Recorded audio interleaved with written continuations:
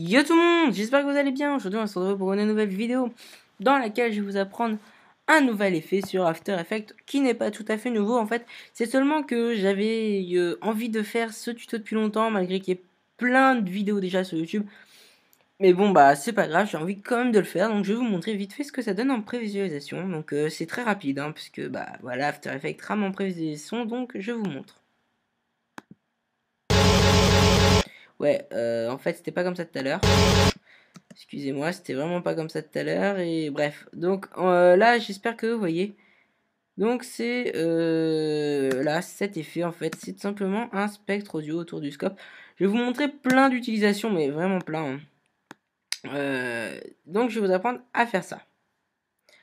Donc pour ça, hop, on va se lancer, c'est parti. Donc déjà, il faut trouver un endroit sur une vidéo où la personne, pour faire cette chose-là, vise. Alors, ça peut être ici, ou ça peut être sur un scope. Ici, par exemple,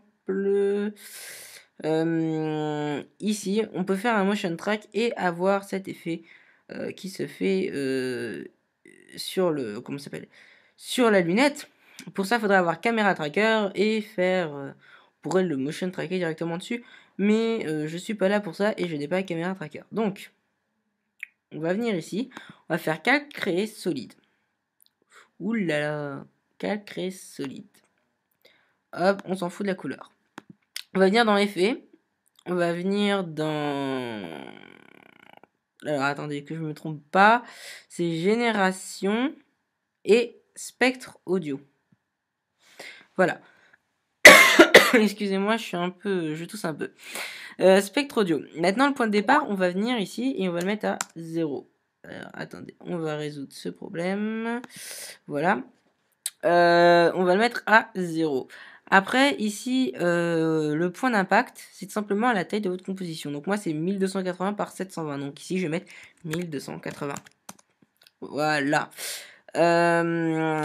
Calque audio, vous mettez là où vous avez votre musique. Je vous le conseille de la mettre dessus ou dessous, il n'y a pas d'importance. Au final, vous voyez, ça fera la même chose. Bon.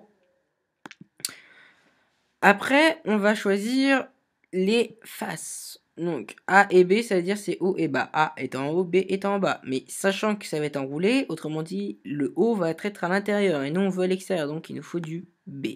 Face B. Là, on a fait le truc par défaut le plus simple. Alors, bon, le plus simple, tout est simple. Maintenant, fréquence du début, je vous conseille de le mettre dans vraiment le début, quoi, 1 à 10, c'est voilà, c'est bien. Fréquence de fin, vous pouvez toucher un peu, mais laissez comme même à peu près par défaut. Bande de fréquence, vous pouvez en rajouter. Regardez, plus vous en rajoutez, plus vous avez l'impression que c'est un truc plein. Bon, faut pas trop en mettre non plus. Moi, je vais mettre à peu près comme ça, 130. Excusez-moi. Hauteur maximale, n'hésitez pas à mettre une grande hauteur, surtout allez-y, faites-vous plaisir. Bon, ici la durée, moi je vais mettre ça à 60 pour soi, c'est bien quoi. Décalage, on décale un petit peu. L'épaisseur, vous pouvez, hop, moi je vais la passer à 5. Lissage, laissez vers les 30%, quoi, 30, c'est très bien. Ouais, d'accord, elle augmente plus comme ça. Et les couleurs, ça c'est à vous de choisir. Vous pouvez mettre des couleurs que vous voulez, comme ça c'est pas mal. Mais moi ce que je préfère, c'est ici la teinte en fait, c'est que ça fait les couleurs automatiques. Donc vous voyez, ça vous fait des dégradés.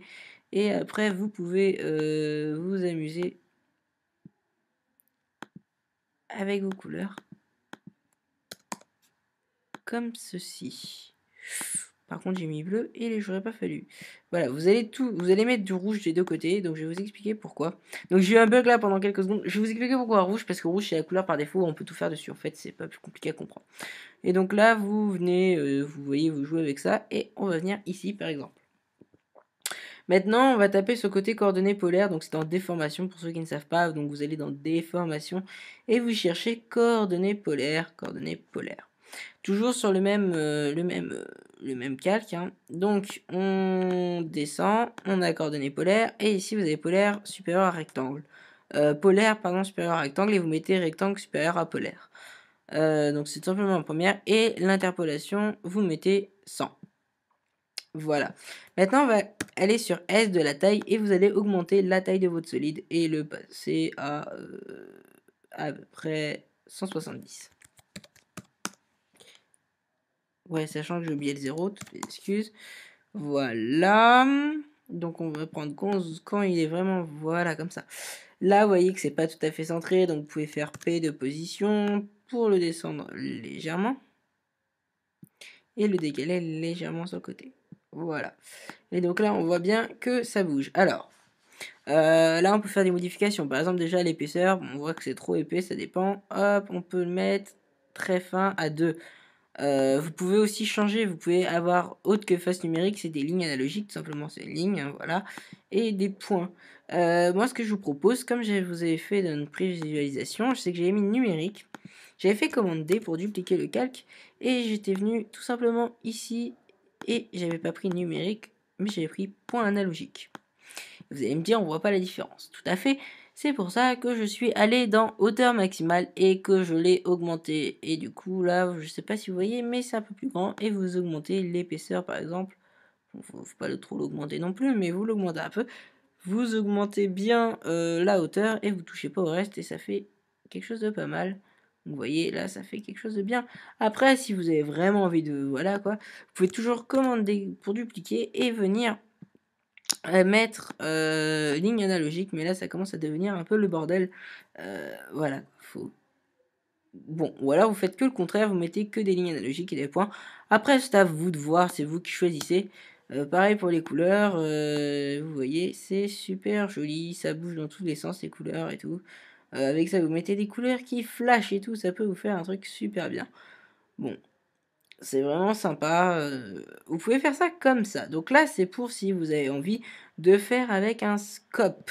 Après, il est possible, heureusement, de faire d'autres choses que des scopes. On peut venir, par exemple, ici, voilà, hop.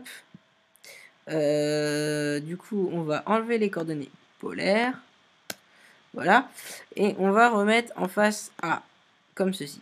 On va prendre le point de départ, en fait, simplement, on va le mettre dans la porte du garage. Et le point d'impact final, on va le mettre dans l'autre porte du garage. Pourquoi pas, hein, j'ai mis ça comme ça. Hein. Bon, là, vous voyez, il faut tout régler, bien évidemment, parce que là, voilà, c'est... Donc pour ça, faut prendre la durée. Non, c'est pas la durée, toutes mes excuses, c'est pas le décalage non plus. Je me trompe toujours. C'est le nombre de bandes de fréquence. Voilà, vous le diminuez un maximum. Voilà, 20. Ici, pourquoi pas. Vous pouvez le motion tracker. Donc bon, pour ça, vous pouvez faire un motion tracking et appliquer la 3D. Donc vous ferez appliquer la 3D à cet objet. Hop, il bougera plus.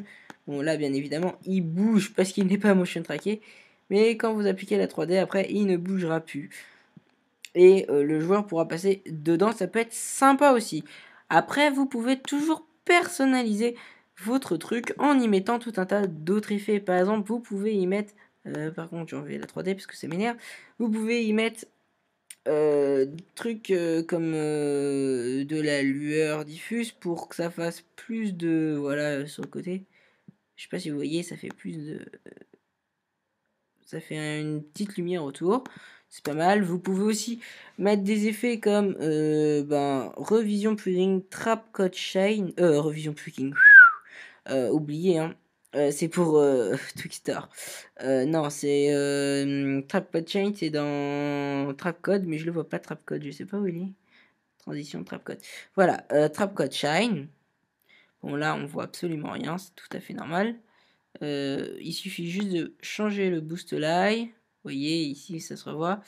De changer le point d'impact et vous pouvez le faire comme ça ou ça dépend, c'est vous qui voyez.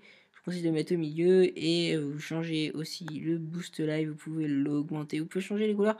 Bon, là, voilà, c'est pas très beau, mais vous pouvez faire tout ça, tas de trucs. Vous pouvez faire des effets miroirs. Vous pouvez faire vraiment, voilà quoi. Je suis sûr qu'on peut même mettre, je sais pas, du particular. Peut-être on va essayer. Allez, trap code particular.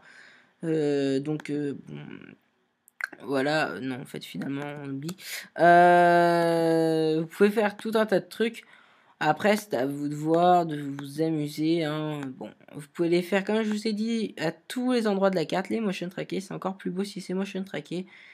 Et puis voilà. Bah écoutez, j'espère que vous aurez aimé cette vidéo. Et puis si vous avez aimé, n'hésitez pas à liker. 15 likes égale un nouveau tuto. Et 100 vues pour un nouveau tuto. Et puis vous abonner pour ceux qui désirent me suivre. Suivez-moi, suivez-moi. Si vous avez des commentaires, n'hésitez pas à me les poster. J'y réponds dès que je peux. Je fais un maximum pour y répondre rapidement. Et puis bah voilà quoi. Si, voilà, si, et si, et si. Et puis bah je vous dis à la prochaine. Et puis encore merci de m'avoir regardé. Bye bye bye.